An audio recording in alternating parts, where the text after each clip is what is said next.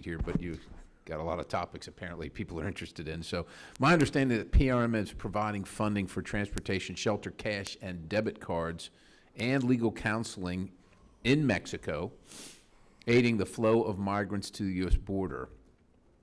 And maybe you wouldn't characterize it as aiding, but I think it providing those things does aid. They're coming to America through Mexico. PRM defined a dollar amount ranging from $212 to $486 in the form of cash and voucher assistance to migrants. Now, when testifying for the Foreign Affairs transcribed interview at the time, I don't think you knew the number of migrants receiving funds in Mexico or how frequently migrants apply for CVA. And I'm not sure you knew the categories or types of what spending would be prohibited. Do you know those figures now? Do you have that? Congressman, I can tell you that the funding that PRM provides for non-governmental organizations and for cash and voucher assistance in Mexico is less than 10% of the total assistance that PRM provides in Mexico.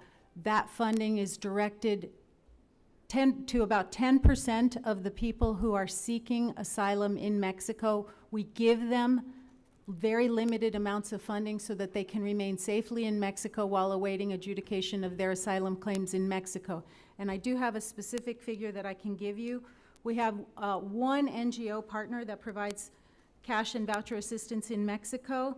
It serves 1,845 people and provided $175,000, which comes to less than $100 per person for the year in Mexico. Okay. I didn't ask for the percentage, but that's fine. I guess I'm supposed to feel good about that. So are you saying that PRM only provides funding through the NGO or at the 10% level or what have you, only to migrants transiting through Mexico if they are remaining in Mexico? You don't provide any of that funding if they're going to continue to transit Mexico to the United States? That is my understanding. That's your understanding. And can we have that, can this committee request that documentation regarding that understanding that you have be provided to us? We will be happy to follow up. Okay. The UNHCR received more funding than any other organization, PRM, with funding levels at $46 million. Then the UNHCR takes that money and maybe it's a derogatory term to say funnels, but it distributes those millions of dollars to other organizations to carry out such services as legal counseling to asylum seekers and migrants. PRM, in 2022, PRM also funded the UN International Organization for Migration, or IOM, with $30.5 million for activities in Mexico, which is an increase in $5 million from 2021. Do you think, I mean, look, you're dealing with all these folks and these agencies, do these millions of dollars provided by the taxpayers of the United States, do you think they're an incentive to migrants who, let me ask it, maybe a better way to ask it this way. That money that is spent through the UNHCR or IOM, does it require that migrants be vetted first before that money is spent on them for legal services or what have you? Vetting. Our partners, and this is part of our agreements with them and the oversight that we conduct with them, absolutely check on the beneficiaries, figure out who really needs the assistance, and provide assistance only to those who really are the most vulnerable. And in Mexico... I'm sorry, I'm running out of time here. Everybody's vulnerable when you leave your country and you're transiting.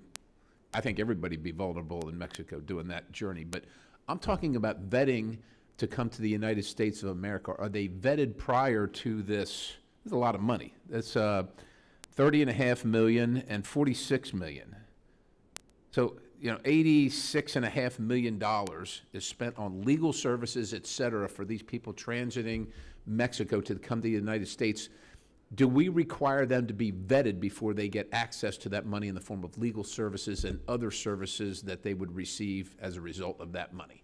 We do not provide that funding in order to help people go to the United States. On the contrary, that funding is provided in order to provide assistance to people where they are. And as I had indicated earlier, it's to build up the Mexico Asylum Agency to provide support for people to remain in Mexico and seek asylum there. We also provide funding for assisted voluntary returns for people to return to their country of origin, to cease from those trips.